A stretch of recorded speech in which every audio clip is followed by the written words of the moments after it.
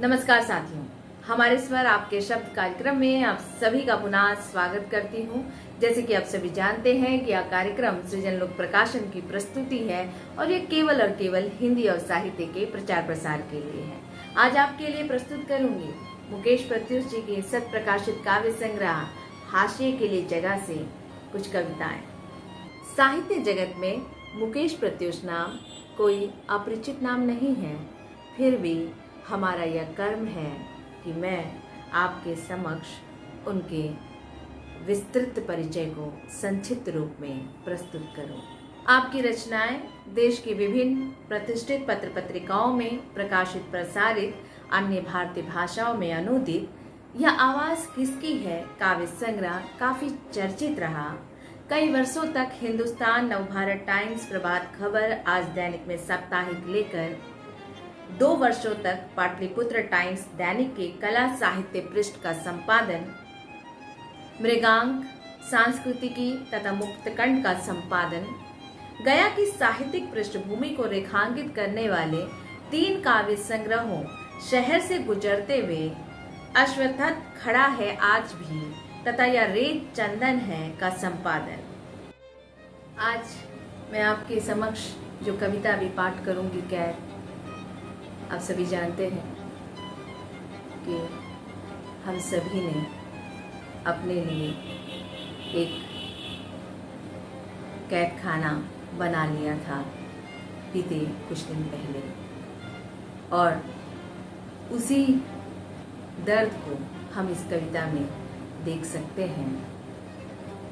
न जाने कितने लोगों के घर के राशन खत्म हुए होंगे, न जाने कितने लोगों को नौकरी से निकाल दिया गया होगा, न जाने कितने पेट भूखे ही सो गए होंगे या मर गए होंगे।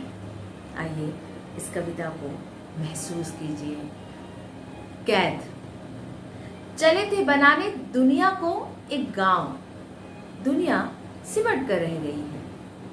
कमरे और उसमें पड़े बिस्तर तक, काढ़े तक सिमट गई है भूख, साइकिल में लग रही है जंग, जूतों पर पसर गई है फपूंद, तहाए कपड़े रहे हैं मिटा खुद से अपने रंग, खत्म होने वाला है राशन और मिली नहीं है पगार। पहले आती थी एक चिड़िया, दिख नहीं रही है इन दिनों वह भी, हो रही है जकड़न, कैद कर खुद को खुद की जेल में, खिड़की से मुंह सटाए कब तक देख सकता हूँ आसमान।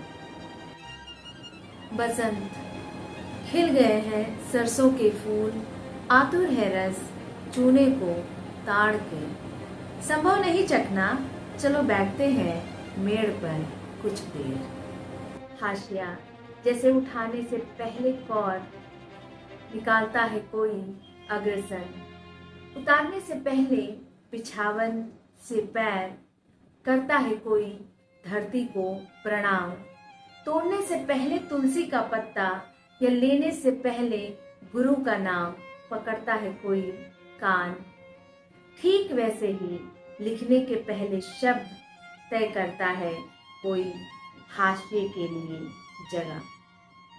जैसे ताखे पर रखी होती है लाल कपड़े में बंधी कोई किताब, गांव के सिवान पर बसा होता है कोई टोला, वैसे ही पृष्ठ पर रखकर पृष्ठ पर नहीं होता है हाशिया। मोड़कर या बिना मोड़े, दृश्य या अदृश्य की गई सीमा अलंघ्य होती है हाशिए के लिए, रहकर भी प्रवाह के साथ हाशिया बना रहता है। हाशिया ही तट की तरह लेकिन होता नहीं है तटस्थ। हाशिया है तो निश्चिंत रहता है कोई, बदल जाए यदि किसी शब्द या विचार का चलन, छोड़ प्रगति की राह पड़ जाए करने यदि प्रयोग धर्मिता की वकालत, हाशिया आ जाता है काम। हाशिए पर बदले जा सकते हैं रोशनाई के रंग, हाशिए पर बदले जा सकते हैं विचार, हाशिए पर किए जा सकते हैं सुधार। इस्तेमाल के लिए ही तो होता है हाशिया, इस्तेमाल के लिए ही तो होता है हाशिया। बिना बदले पन्ना बदल जाता है सब कुछ, बस होती है जरूरत एक संकेत चिन्ह की। जैसे बाढ़ में पानी के साथ आ जाता है बालू, जद्दोजहद में बचाने को प्राण आ जाते हैं शाम, मरते सड़ांध पशुओं के शव, कभी कभी तो आदमियों के भी, और चले जाते हैं लोग छोड़कर घर बार। किसी टीले या निर्वासित सड़क पर वैसे ही झलक जाती है जब रक्ताब आसमान के बदले गोधूली के धुंध, हासिया आ जाता है काम। पर भूल जाते हैं कभी कभी छोड़ने वाले हाशिया, हाशिए पर ही दिए जाते हैं अंक, निर्धारित करता है परिणाम, हाशिया ही हाशिया है तो हुआ जा सकता है सुरक्षित। धन्यवाद।